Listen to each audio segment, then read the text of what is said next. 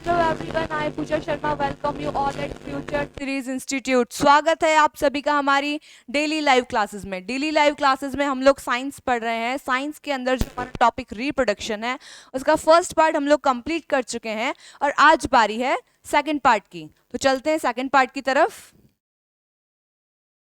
Reproduction, first of all जैसा कि हम हमेशा रिवाइज करते हैं, जो बेसिक हमारा टॉपिक है कि हमारा टॉपिक किस चीज से रिलेटेड है। Reproduction, the phenomena of producing young one in living organism is called reproduction. Phenomena यानी process of producing young one, offspring को प्रोड्यूस करने की जो प्रोसेस है in living organisms is called reproduction. और ये होता क्यों है? ताकि स्पीशीज को जनरेशन आफ्टर जनरेशन कंटिन्यू रखा जा सके। ओके, चलते हैं आगे। हमने पढ़ा था दो टाइप के होते हैं, पहला है asexual and then sexual reproduction. Asexual reproduction के बारे में हमने क्या देखा था? Type of reproduction in which only single parent is involve. Single parent involve रहता है, there is no mixing of genetic material. अब पेरेंट ही एक है तो मिक्सिंग होगी नहीं जेनेटिक मटेरियल की। Okay, example buds in hydra. आज हमें पढ़ना है कि कौन कौन से टाइप ऑफ असेक्सुअल रिप्रोडक्शन होते हैं, क्या उनके एग्जाम्पल्स हैं। तो चलते हैं, पहला है हमारा fission. What is fission? It is a type of asexual reproduction in which single-celled organism divides into two. यहाँ पे क्या है? एक सिंगल सेल ऑर्गेनिज्म में ये होता है। फिजन में क्या है? असेक्सुअल रिप्रोडक्शन का एक टाइप है इन विच सिंगल सेल्ड ऑर्गेनिज्म, एक सिंगल सेल ऑर्गेनिज्म है यानी यूनिसेलुलर ऑर्गेनिजम्स में ये होता है, वो एक से दो सेल में टूट जाएगा, उसे हम फिजन कहते हैं। Okay, division of nucleus is followed by division of other cell organelles in the cytoplasm and finally the cytoplasm. सबसे पहले क्या होता है? न्यूक्लियस का डिवीजन यहाँ पे होगा। ओके, न्यूक्लियस के डिवीजन के बाद में क्या है? Followed by division of other cell organelles. उसके बाद में और जो सेल ऑर्गेनल्स हैं दूसरे वो भी डिवाइड होंगे and then finally the cytoplasm, और एट लास्ट साइटोप्लाज्म डिवाइड हो जाएगा। इट मींस एक सेल से अब दो सेल बन चुकी हैं। Thus two cells are produced from one parent cell। और इसी तरीके से दो डॉटर सेल एक पेरेंट सेल से डेवलप हो जाती हैं। Example is amoeba. हमें पता है अमीबा के अंदर फिजन होता है। Amoeba reproduces by binary fission which is dividing into two cells. Amoeba हमेशा बाइनरी फिजन, ये बाइनरी वर्ड देख रहे हैं, binary means two, binary means two, यानी कि जो एक सेल से दो सेल में टूट जाए उसे बाइनरी फिजन कहते हैं। ओके, ये किसमें पाया जाता है? अमीबा के अंदर ये पाया जाता है। आगे चलते हैं। ये देखिए यहाँ पे आपको नजर आ रहा है ये पेरेंट अमीबा है। पेरेंट अमीबा में सबसे पहले क्या हुआ? यहाँ पे न्यूक्लियस का डिवीजन हुआ है। Okay, elongation of nucleus. Nucleus का एलोंगेशन होगा। एलोंगेशन क्यों होता है? क्योंकि जेनेटिक मटेरियल भी बढ़ता है अंदर। ओके, एंड एलोंगेट होके ये दो पार्ट में टूट जाता है। Division of nucleus and cytoplasm, finally इनका डिवीजन होके और क्या होता है? दो डॉटर सेल्स फॉर्म हो जाती है, दो डॉटर सेल्स का फॉर्मेशन हो जाता है। इसी तरीके से फिजन इन अमीबा कंप्लीट होता है, यानी एक पेरेंट सेल दो डॉटर सेल्स के अंदर टूट चुकी है। अब नेक्स्ट देखिए, if one parent cell give rise to many daughter cells. Many daughter cells की बात कर रहा है, यानी कि जब एक से दो बन रही थी उसे बाइनरी फिजन कह रहे थे। बाइनरी मींस टू, यहाँ पे मैनी डॉटर सेल्स एक से दो से अब ज्यादा बन रही है, दो से ज्यादा का मतलब this type of fission is called multiple fission. इसे मल्टीपल फिजन कहेंगे। दो होते हैं वहां बाइनरी और जहां ज्यादा होते हैं वहां पे मल्टीपल फिजन इसे कहा जाता है। ये कहाँ देखने को मिलता है? प्लाज्मोडियम में।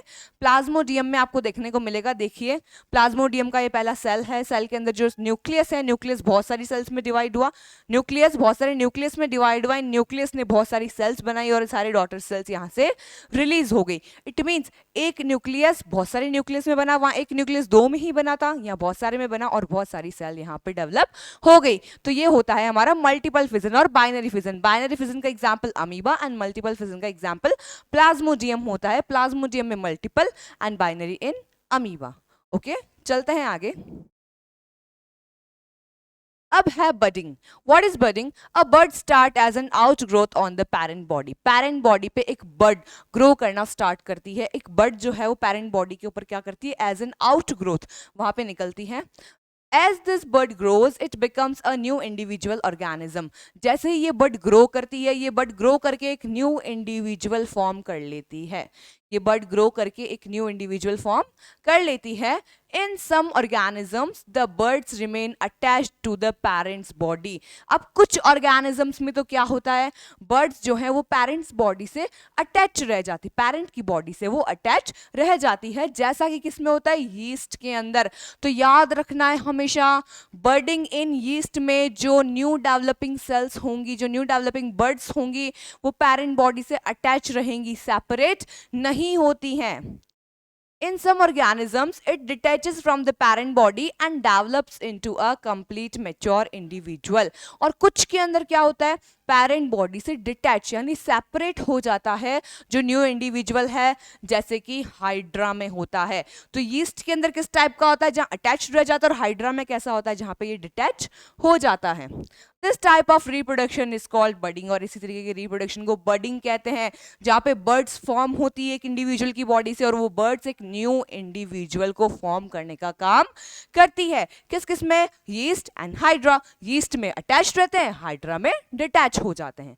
ओके, देखते हैं आगे क्या आपको देखने को मिल रहा है. Budding in hydra and budding in yeast.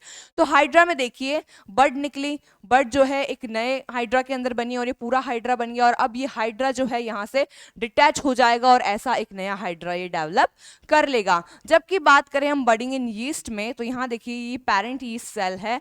सबसे पहले यहाँ बर्ड फॉर्म हो रही है, ये बर्ड्स जो है देखिए एक के ऊपर एक फॉर्म होती जा रही है, डिटैच नहीं हो रही हैं. ओके, तो हाइड्रा के अंदर डिटैच हो जाता है, बट यीस्ट सेल में डिटैच नहीं होता है. चलते हैं आगे. Fragmentation. Fragmentation is another mode of asexual reproduction exhibited by organisms such as Spirogyra, Planaria, etc. Fragmentation, fragments बन जाते हैं. ठीक है, फ्रेगमेंटेशन एक अनदर टाइप का क्या है, असैक्सुअल रिप्रोडक्शन है. किस किस में पाया जाता है, स्पायरोगायरा एंड प्लेनेरिया, इन दोनों के अंदर ये पाया जा रहा है. The parent body divides into several fragments. देखिए फ्रेगमेंट से फ्रेगमेंटेशन आया है, फ्रेगमेंट से फ्रेगमेंटेशन आया है. The parent body divides into several fragments. कुछ फ्रेगमेंट्स में बॉडी क्या हो रही है, डिवाइड हो रही है. And each fragment develop into a new organism. और हर एक फ्रेगमेंट एक न्यू ऑर्गेनिज्म को डेवलप करने का काम कर रहा है. तो न्यू ऑर्गेनिज्म किससे डेवलप हो रहा है, फ्रेगमेंट से, इसीलिए इसे फ्रेगमेंटेशन का प्रोसेस कहा जाता है. किस किस में, स्पायरोगायरा एंड प्लेनेरिया में ये होता है. देखते हैं इसका क्या है, इसका एग्जांपल किस तरीके से ये होता है. ये देखिए स्पायरोगायरा है. Spirogyra is a type of algae. Algae है स्पायरोगायरा. इसमें आप देख सकते हैं ये इसके न्यूक्लियस है, इसमें स्पायरल क्लोरोप्लास्ट पाया जाता है एंड सेप्टम. दो सेल के बीच का सेप्टम यहाँ आपको नजर आ रहा है. क्या होता है, ये फ्रेगमेंट में, इस सेप्टम से फ्रेगमेंट में टूट जाएगा. ठीक है, तो दो फ्रेगमेंट बन गए और हर एक फ्रेगमेंट एक न्यू नेट बना लेगा एल्गी का. ओके, तो यहां से केवल एक छोटा सा फ्रेगमेंट भी पूरा का पूरा नेट बना लेता है, इतनी बड़ी कॉलोनी को क्या करता है, डेवलप कर लेता है. इसका मतलब फ्रेगमेंटेशन के थ्रू यहां क्या होता है, असेक्सुअल रिप्रोडक्शन कंप्लीट होता है और प्रोजेनी आगे बढ़ती जाती है. चलते हैं आगे. रीजनरेशन. रीजनरेशन, जनरेशन मीन्स बनना एंड री मीन्स फिर से बनना. ओके, देखते हैं. Regeneration is the power of growing a new organism from the lost body part. एक नया ऑर्गेनिज्म लॉस्ट बॉडी पार्ट से, यानी कोई बॉडी पार्ट अगर उसने लॉस्ट कर दिया है, उससे न्यू ऑर्गेनिज्म ही बन गया पूरा. क्या हुआ, एक बॉडी पार्ट से पूरा का पूरा ऑर्गेनिज्म ही बन गया है. देखिए यहाँ पे एग्जांपल ले सकते हैं. When a lizard loses its tail, क्या होता है, यहाँ पे देखो एक लॉस्ट बॉडी पार्ट जो है वो वापस आ सकता है और एक लॉस्ट बॉडी पार्ट एक न्यू ऑर्गेनिज्म बना सकता है. बट जब हम बात करते हैं लिजर्ड की, तो देखिए क्या लिखा है, लिजर्ड लूजेस इट्स टेल. जब लिजर्ड जो है उसकी पूंछ किसी वजह से कट जाती है, तो वहां क्या होता है, अ न्यू टेल ग्रोज, एक नई पूंछ निकल आती है. ये एग्जांपल तो हम सबने नॉर्मली देखा ही है कि कुछ दिन पहले छिपकली की पूंछ क्या है, टूट गई, और कुछ दिन बाद में वो फिर से रीग्रो करने लगती है. तो वो क्या है, वो रीजनरेशन ही है. This is because the specialised cell present in the organism can differentiate and grows into a new individual. और ऐसा क्यों होता है, क्योंकि कुछ स्पेशलाइज्ड सेल इनके अंदर प्रेजेंट होते हैं जिन्हें टॉटीपोटेंट सेल कहते हैं. ओके, टॉटीपोटेंट सेल उसे हम कहेंगे टॉटीपोटेंट सेल. ये जो टॉटिपोटेंट सेल होती हैं ये क्या है, स्पेशलाइज सेल हैं। स्पेशलाइज सेल ये वही हैं जो क्या होती है, ऑर्गेनिज्म में प्रेजेंट होती है और जब किसी ऑर्गन की वापस रिक्वायरमेंट है तो उसे रीडेवलप या रीजनरेट कर लेती हैं। Organism like hydra and planaria exhibit regeneration. अब लिजर्ड में तो क्या हुआ, ओनली टेल यानी कि एक लॉस्ट पार्ट वापस आया है, बट वो लॉस्ट पार्ट अगर नया का नया ऑर्गेनिज्म बना ले तो वो चीज किस में होती है, हाइड्रा एंड प्लेनेरिया में पाई जाती है। हाइड्रा एंड प्लेनेरिया जितने भागों में टूटेंगे उतने ही न्यू ऑर्गेनिज्म डेवलप कर लेंगे। क्यों? क्योंकि उनकी सेल्स कैसी है, टॉटिपोटेंट सेल है, उनकी सेल्स में वो पोटेंशियल है कि वो फिर से एक पूरा का पूरा ऑर्गेनिज्म ही बना सकते हैं। देखते हैं किस तरीके से। यहाँ देखिए आपको प्लेनेरिया नजर आ रहा है, ये पूरा प्लेनेरिया है। ये प्लेनेरिया जो है 3 पार्ट में डिवाइड हो गया है। ओके, तो अगर हम बात करें कि टेल गई है तो टेल तो वापस आ सकती है, या हेड गया तो वो भी वापस आ जाता है। ओके, देखिए इससे ये वाला बना, मान लिया इससे ये वाला बना और इससे ये वाला बना, तो यहाँ पे क्या है, यहाँ देखो पूरी की पूरी बॉडी आ गई, यहाँ पे हेड भी आ गया और टेल भी आ गया और यहाँ पे टेल से ही पूरा ऑर्गेनिज्म डेवलप हो गया।